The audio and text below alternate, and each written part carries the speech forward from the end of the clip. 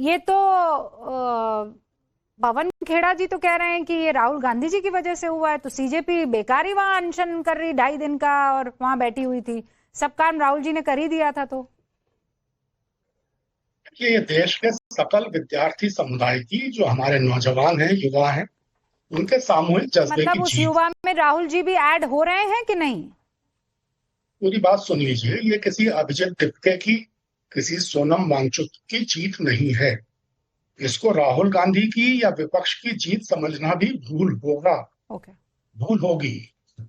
हाँ। ये ठीक है कि राहुल जी ने, कांग्रेस ने, समूचे विपक्ष ने, जो हमारे युवा हैं, उनकी आवाज को संसद में बुलंद किया। संसद परिसर में और उसके बाहर सड़कों पे वो युवाओं के पक्ष में पूरी मजबूती के साथ डटे रहे, खड़े रहे। इससे सरकार पे ऐसा दबाव बना कि उसको पीछे हटना पड़ा। मगर ये जो जीत है, ये देश की समूची तरुणाई की जीत है। किसी सीजेपी की, किसी कांग्रेस की, किसी केजरीवाल की, किसी की जीत नहीं है। एक बात और, लेकिन ये प्रधानमंत्री नरेंद्र भाई मोदी की व्यक्तिगत हार है। व्यक्तिगत हार प्रधानमंत्री नरेंद्र भाई मोदी की ये है। जो हुआ है, अच्छा हुआ है। जाहिर है कि इसके सकारात्मक नतीजे निकलेंगे और निकलने चाहिए। लेकिन अब ये जो आलाप शुरू कर दिया है आराधक मंडली ने कि देखिए हमारे प्रधानमंत्री जी कितने संवेदनशील हैं, देखिए किस तरह वो एनसी से पूरी तरह कनेक्टेड हैं, युवाओं के हितैषी हैं। नरेंद्र भाई ने इसलिए ये फैसला लिया है। नरेंद्र भाई ने ये फैसला, रूबिका जी, इसलिए नहीं लिया है। ये फैसला उनको अपने अहंकार के बावजूद, अपनी संवेदनहीनता के बावजूद, जो उनकी उदासीनता है हर चीज के प्रति, पता नहीं ये जो आप लोग इतना एक्साइटेड दिख रहे हैं इन सारी चीजों को, और जो बड़े बड़े डायलॉग पंकज जी आप लोग सब मार रहे हैं, बड़े बड़े डायलॉग कि ये इसकी जीत है, उसकी जीत है। आई अंडरस्टैंड, क्योंकि आपने वो करवा दिया जो आज से पहले तक नहीं था। पर मैं ये कह रही हूँ, ये आप कौन है? आपने करवा दिया, किस आपने करवा दिया? आपने करवा दिया कि वो सीजेपी ने करवा दिया कि आपने करवा दिया? मतलब कौन इसके, या फिर समाजवादी पार्टी ने करवा दिया? आप कह रहे हो ये कलेक्टिव क्रेडिट हम लेंगे, लेकिन क्या वाकई मैं अजीज भाई आपके पास आऊं उससे पहले रोहन गुप्ता शायद कुछ कहना चाह रहे हैं। हाँ रोहन जी, अहंकार की हार है ये। कहा कि ये देखिए, वापस बोल रहा हूँ रूबिका जी, मेरी बात आधी रह गई। हाँ। जब हमारी बात चल रही थी, तब लोकतंत्र की हार की दुहाई देने वालों के मुंह पर एक करारा तमाचा है। जंतर मंतर पे स्टूडेंट पे किसने किया? वहां पे आंदोलन छात्रों ने किया। आज पंकज जी कह रहे हैं कि नहीं क्रेडिट तो उनकी है ही नहीं, उसमें भी भाग बटाई हो गई। तो 22, 23 दिन, 25 दिन तक जब छात्र बैठे हुए थे, तब तो कांग्रेस का कोई भी नेता वहां पे नहीं गया।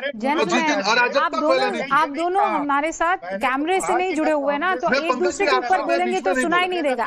पंकज जी, हाँ, मैं आपको 20 सेकंड का रिबटल का मौका दूंगी। इसमें बौखलाहट की बात पंकज जी रुकिए ना, आवाज कट रही है, फिर फायदा क्या? कुछ समझ में, तर्क ही किसी के समझ में नहीं आएंगे ना।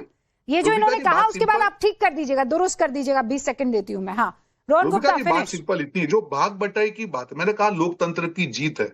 आज छात्रों को लगा, छात्रों की डिमांड थी, सरकार को लगा कि हमको पूरी सिस्टम को करेक्ट करना है। दोनों में डिफरेंस हो सकता है। सरकार ने संवेदनशील तरीके से इस मुद्दे पे किया।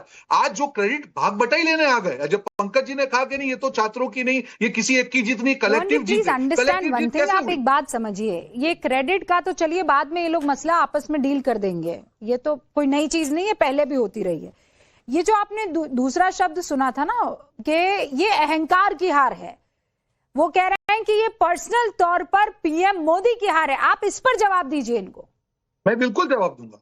हार इसलिए नहीं है कि अगर अहंकार होता तो मोदी जी संवेदनशीलता से छात्रों की बातों को सुनने के लिए नहीं कहते। अगर अहंकार होता तो सोनम वांगचुक की जो अनशन का अंत हुआ वो नहीं होता, वो डिमांड को नहीं मानते। अगर अहंकार होता तो छात्रों का साथ बैठ के सरकार बात नहीं करती। अगर अहंकार होता तो छात्रों ने जो डिमांड बताई वो नहीं होती। बात प्रेशर की नहीं है। जंतर मंतर पे जो लोकतांत्रिक तरीके से आंदोलन हुआ, कांग्रेस को क्या अपनी सरकार याद नहीं कि किसी प्रकार से जंतर मंतर से मार के वहां से लोगों को भगाया गया? अब मैं 20 सेकंड पंकज जी, 20 सेकंड, और फिर मेरे एक मेहमान अभी तक बोल नहीं पाया, अजीज भाई जल्दी से।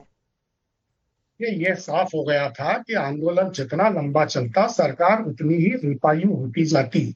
इसलिए जो अपनी सरकार है उसकी अकाल विदाई ना हो जाए, उसको बचाने के लिए प्रधानमंत्री जी को यह फैसला करना पड़ा।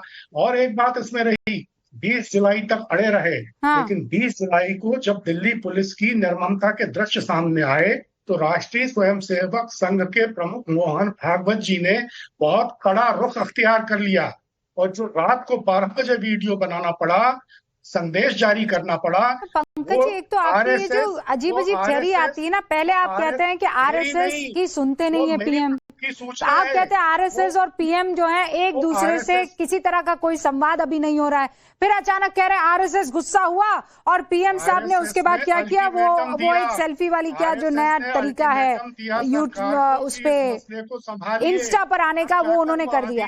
एक तो जस्ट जारी हुआ, सुनिए, जब टहनी ने इस्तीफा नहीं दिया तो आपने कहा ये सरकार देखिए अब ये खत्म होगी ये सरकार। फिर आज की तारीख में जब धर्मेंद्र प्रधान इस्तीफा दे रहा है, उस बीच में कितना पानी बह गया गंगा में, तब भी आप यही कहते रहे। अब आप कह रहे हैं आज भी काउंटडाउन शुरू हो गया। एक तो डिसाइड कर लीजिए काउंटडाउन जो है असल में कब शुरू होगा। आज शुरू हो गया काउंटडाउन?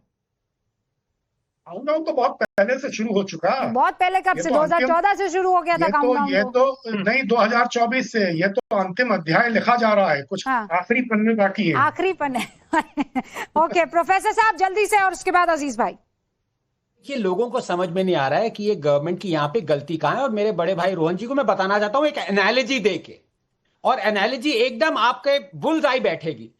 शिवसेना की और कांग्रेस की अगर सेम डिमांड हो सरकार से, तो आप किसको बुला के उनकी डिमांड सुनेंगे? सीधी सी बात है, शिवसेना की सुनेंगे या कांग्रेस की सुनेंगे? 99 आउट ऑफ 100 जो लॉजिकल रैशनल लोग होंगे कि अगर सेम डिमांड है दोनों की, तो हम उनकी सुनेंगे जो कि हमारे साथी हैं, जो कि हमें सपोर्ट करते हैं। यही प्रॉब्लम आप लोगों ने करी है। ये डिमांड जो आ रही थी ये राइट विंगर से आ रही थी, लेकिन आपने उनको सुना नहीं।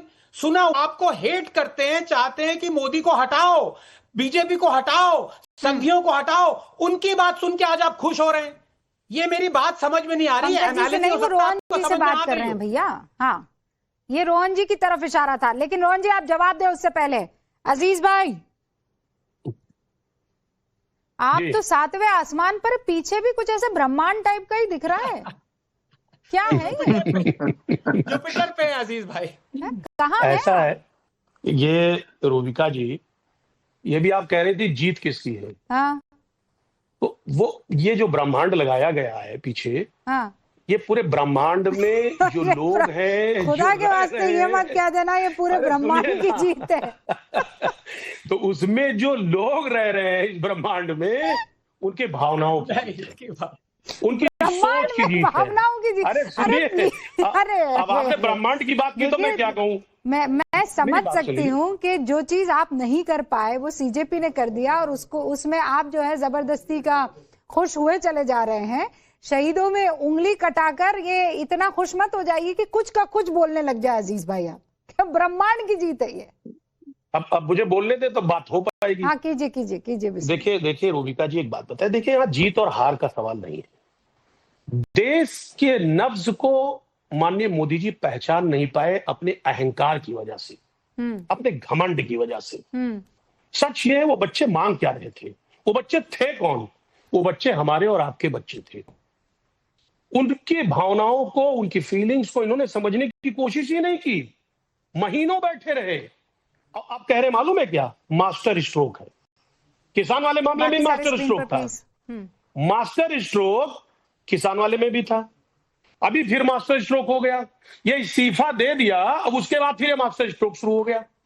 देखिए एक बात आप जानिए, जब जब इस तरह के हालात पैदा होंगे, देश के भावनाओं को नहीं समझा जाएगा। ऑलराइट अजीज भाई प्लीज, अब इसी तरह का अब ये क्रेडिट आप लेते रहिएगा। मेरे लिए एक जो महत्वपूर्ण सवाल है, अब जो सीजेपी जंतर मंतर पर बैठी हुई है, जगदीश जी, अजीज जी, पंकज जी और प्रोफेसर रंगनाथन, आप चारों से एक ही सवाल पूछिए, एक एक करके जल्दी से आ जाऊंगी। अजीज भाई पहले आप बता दीजिए। हाँ